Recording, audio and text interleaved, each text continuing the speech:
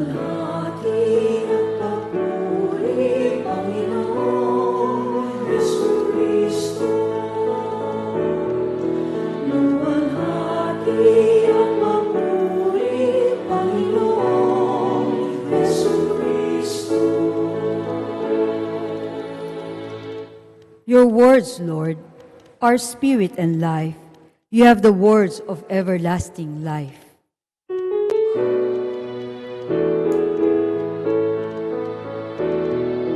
Luwalhati at papuri, Panginoong Jesucristo. Luwalhati at papuri, Panginoong Jesucristo. The Lord be with you. And with your spirit. A reading from the Holy Gospel according to Saint Luke. Glory to you, O Lord. Jesus said to his disciples, "Be merciful just as your Father is merciful.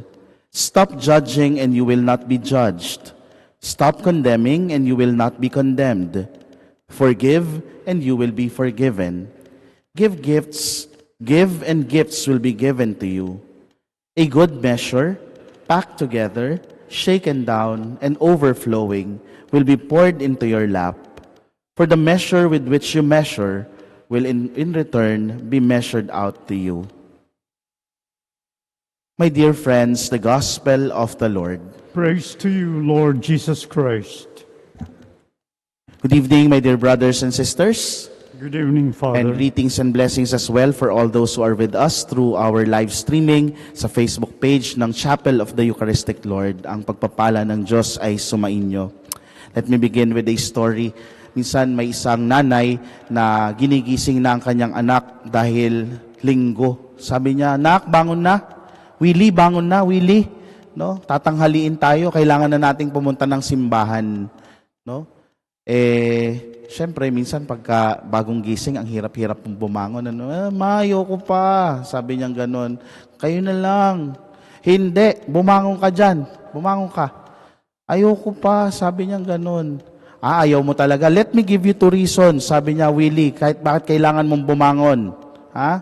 Una, 42 years old ka na, hindi ka na bata. Huwag kang mag-tantrums ng ganyan." Sabi niya. "At pangalawa, hindi po pwedeng hindi tayo umalis kasi ikaw magmimisa."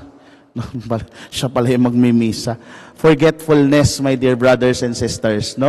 This is one sickness that is very difficult to address. But the church continues to give us opportunities, most especially this Lenten season, to address this sickness, forgetfulness. Madalas tayo nakakalimot ng mga dapat nating gawin. And worse, madalas nating nalilimutan of our being a Christian, being a follower of Christ, bilang mga anak ng Diyos. Nakakalimutan natin ang ating kasinuhan. That is why Jesus, in today's gospel, gives us practical teachings on how we should relate with others so as to address that forgetfulness. Jesus' teaching today warns, however, against usurping the definitive judgment of God, who alone sees the heart. And by contrast with God's judgment, we must recognize our judging as tentative, partial, and inadequate. And so these practical recommendations or teachings of our Lord should be heard by us today. First, sabi niya, be merciful, Be compassionate to one another. And Jesus commands us to be merciful, to be compassionate to one another. Be mindful of this. Jesus commands us. He does not request us. Because for a Christian, being merciful is not an option. It is a prerogative. It is an obligation for us to become merciful like that of the Father. It is our responsibility as Christians to be living images of the merciful one, of our Lord Jesus. And when we talk about being merciful, it is not just about, ay naaawa ako, tapos na. No? That is why the pillars of Lent includes the almsgiving, because mercy should move us to action. Dapat ipinapakita o ipinaparanas natin yung pagiging maawain. No? It is putting our own selves into the shoes of those people who have have no choice but to be hungry. So that when we feel hunger, no, when we feel that hunger, we have the capacity, no, to help others because we understand what they are feeling. Yeah? Yun yung pagiging merciful. Second, Jesus tells us, do not judge. No? Di man tayo mga libro. At ang buhay hindi naman contest na kailangan palaging may judge. No? Sabi nga, don't judge me, I'm not a book. But kidding aside, Jesus invites us not to take the path of pride and ego because these only lead us to condemnation, but to take the path of virtue. No? At dito mauuna yung pagiging maunawain. No? Maawain, merciful, and maunawain. To be understanding. At pag tayo ay naging maunawain at tinitingnan muna natin ang lahat ng sitwasyon sa lahat ng banda, no, hindi tayo nauuwi sa pagiging judgmental. All the more we become more understanding and merciful to our brothers and sisters. Third, sabi niya, be forgiving. Forgive others so that you will be forgiven. And forgiveness is a serious matter to God. Kung titingnan nating maigi, only God can forgive. And God is giving us this capacity to also forgive other people. So when we forgive, no, we are emulating God. We are letting other people experience God through us. No? Kaya huwag maging madamot sa pagpapatawad para tayo rin ay patawarin ng Diyos.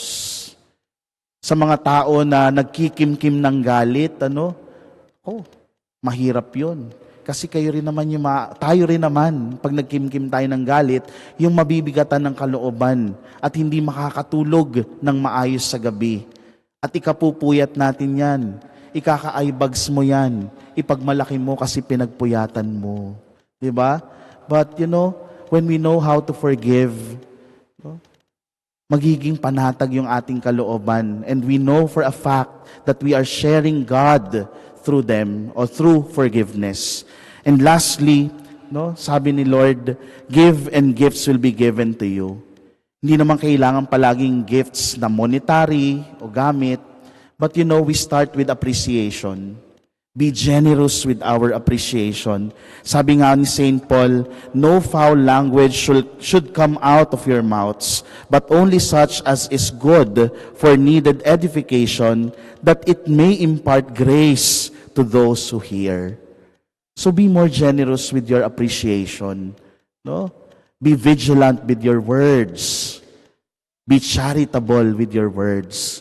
My dear brothers and sisters, Lenten season is a perfect time to address forgetfulness.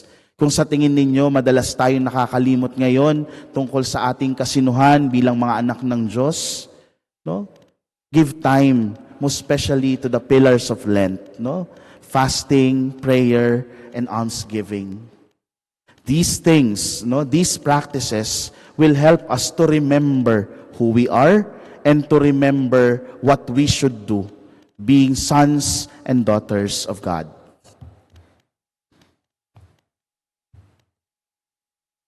Prayer of